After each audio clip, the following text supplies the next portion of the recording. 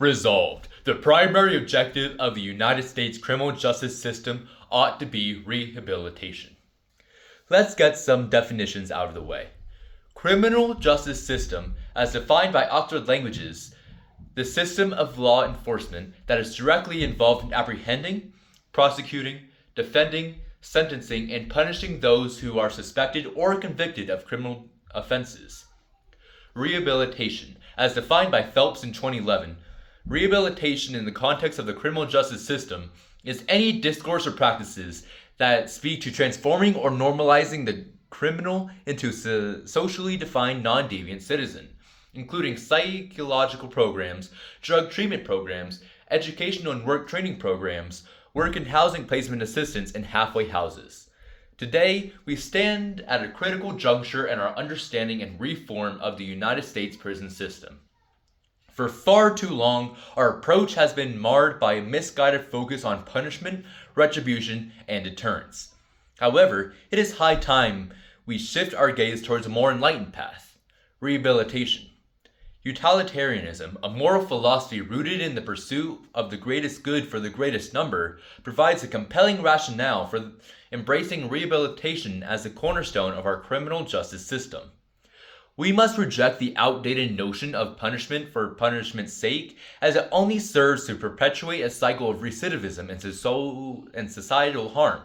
Instead, we must recognize that rehabilitation holds the promise of reducing recidivism rates, thereby increasing overall utility within society. Furthermore, the specter of structural violence looms over our current system, disproportionately affecting marginalized communities, particularly people of color. The systematic racism embedded within our criminal justice system perpetuates injustices at every level, from policing to sentencing to incarceration. Embracing rehabilitation as our primary objective offers a glimmer of hope in this dark landscape.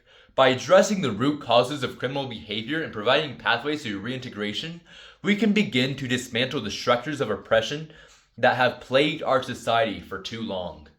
According to Pew Trust, in 2019, in America, black people were admitted to jail at a rate at least double and up to 6 times that of white or Hispanic people, and spent up to 12 days longer in jail than white people. Black people were admitted to jail at a higher rate than other groups for both misdemeanors and felonies, and typically spent most time in jail for felonies. Racial disparities in admissions to jail and length to stay were largest among younger adults. Black men and black women had both considerably higher admission rates than their white or Hispanic counterparts, but the length of stay gap was greater among men than women. Although the findings in this brief are specific to the jail studied, they nevertheless demonstrate that significant disparities exist in many facilities. However, because jails are local and people are sent to jail for many reasons, identifying and understanding persistent racial and ethnic gaps nationally and the local level will require further data collection and analysis, as well as collaboration across multiple jurisdictions and data systems.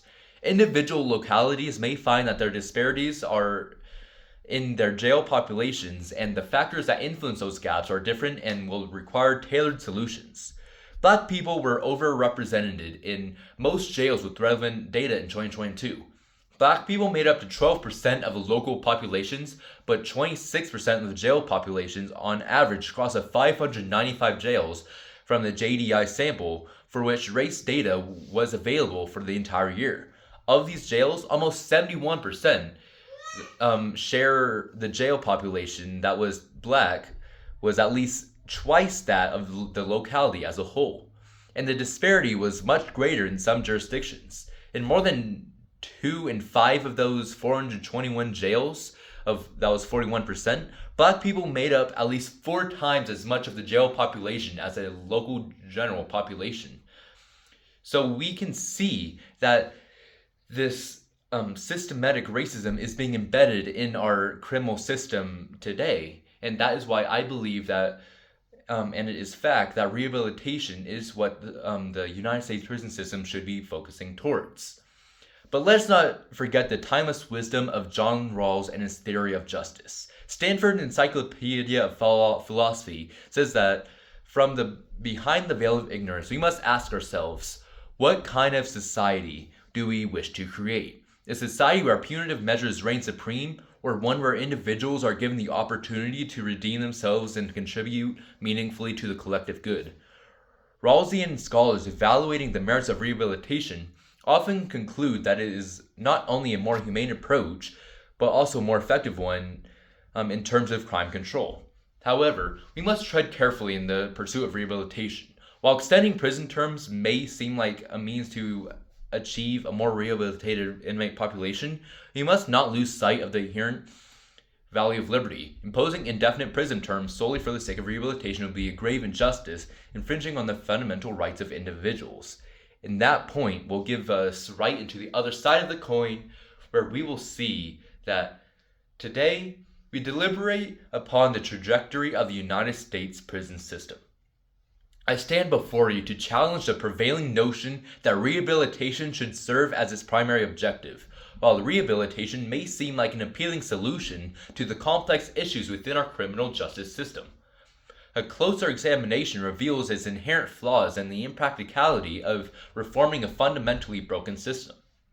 Let us first dissect the critiques of rehabilitation put forth by scholars and activists alike. It is argued that rehabilitation, far from being a panacea, is often wielded as a guide to legitimize the oppressive and punitive aspects of the criminal justice system. Within the confines of prisons, rehabilitation programs can become mere tools of control designed to maintain order rather than address the root causes of crime.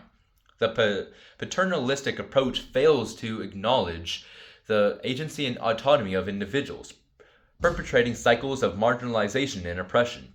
Moreover, the call for the abolition of the entire criminal justice gains traction as disillusionment with reform efforts grows. Advocates of this radical stance argue that with the system, with its enhanced inequalities and injustices, is irreparably broken and cannot be salvaged through piecemeal reforms. It is futile, they argue, to attempt the rehabilitation system that is inherently punitive and discriminatory, calling instead for a complete overhaul of our approach to justice and accountability, according to the Pew Research Center. Furthermore, the philosophy of John Rawls offers a critical perspective on the limitations of rehabilitation within the criminal justice system. Rawlsian scholars argue that the rehabilitation cannot take precedence over the fundamental values such as liberty, fairness, and justice. The pursuit of rehabilitation, they contend, often leads to the imposition of longer prison terms and the infringement of individuals' rights, thereby perpetrating injustices rather than rectifying them. In addition, the concept of restorative justice emerges as a compelling alternative to the rehabilitation paradigm.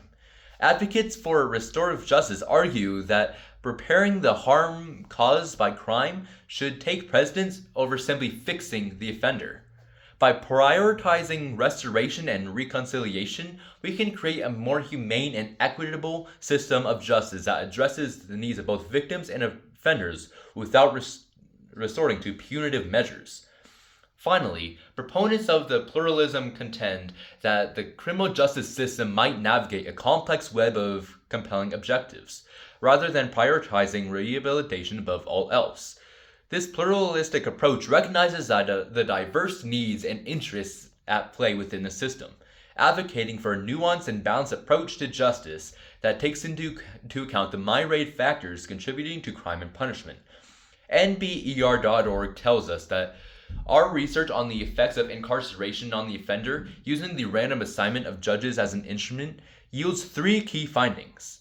First, imprisonment discourages further criminal behavior. We find that incarceration lowers the probability that an individual will reoffend within 5 years by 21 percentage points and reduces the corresponding number of criminal charges by over 10 charges. These reductions are not simply due to an incapacitation effect. We find sizable decreases in reoffending probabilities and cumulative charged crimes even after the defendants are released after prison. The effects of incarceration for this group are large and economically important. Imprisonment causes a 34% point increase in participation in job programs. So, A very different pattern emerges for individuals who are previously attached to the labor market. Among this group, no significant effect of incarceration on either the probability of reoffending or the number of charged crimes. Moreover, the experience of the immediate 25% drop in employment due to incarceration, and this effect continues out to year 5. This drop is entirely explained by defendants losing their jobs with their previous employers while they are in prison. So that is why that I'm in negation of this topic. Thank you.